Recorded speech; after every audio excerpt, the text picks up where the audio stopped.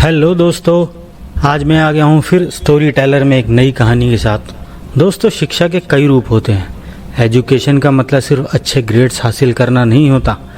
शिक्षा के दायरे में कई सारी बातें आती हैं, जैसे आत्म अनुशासन सीखना, अपनी शक्ति को निरंतर बढ़ाना, दूसरों की बातें ध्यान से सुनना और हमेशा सीखने की इच्छा रखना। ये ज़रूरी नहीं कि शिक्षित आदमी हमेशा सही फैसला लेगा। आइए इसी से जुड़ी हुई एक कहानी सुनते हैं। दोस्तों, एक आदमी सड़क के किनारे समोसे बेचा करता था।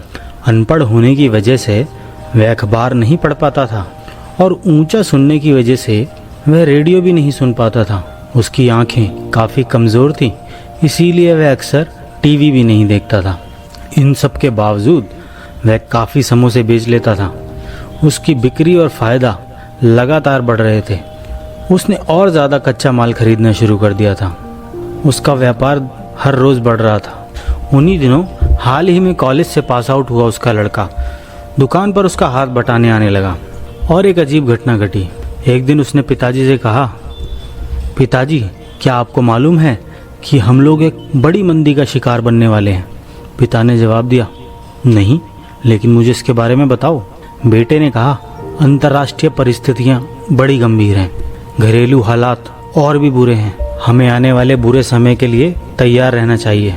उस आदमी ने सोचा कि उसका बेटा कॉलेज पास आउट है, अखबार भी पढ़ता है और रेडियो भी सुनता है, इसलिए उसकी राय को हल्के में नहीं लेना चाहिए। दूसरे ही दिन उसने कच्चा माल खरीदना कम कर दिया और अपना साइन बोर्ड भी हटा दिया।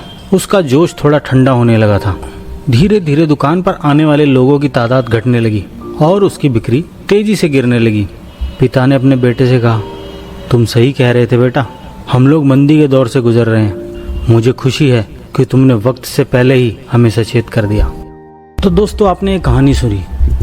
इस कहानी से हमें कुछ सीख मिलती है, जैसे एक इंसान बुद्धिमान होने के बावजूद, शिक्षित होने के बावजूद भी गलत फैसला ले सकता है। हम खुद अपनी सोच के हिसाब से सेल्फ सेटिस्फाइड करने वाली भविष्यवाणियाँ कर लेते हैं।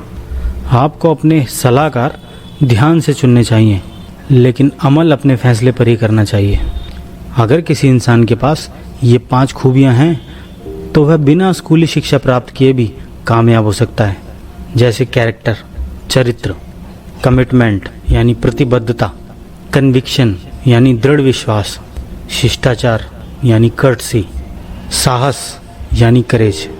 तो दोस्तों, उम्मीद करता हूँ आपको कहानी पसंद आई होगी। अगर आपको ये कहानी पसंद आई है तो इस कहानी को अपने दोस्तों को शेयर करना, लाइक करना और चैनल को सब्सक्राइब करना ना भूलना। फिर मिलेंगे नई कहानी के साथ, तब तक के लिए नमस्कार।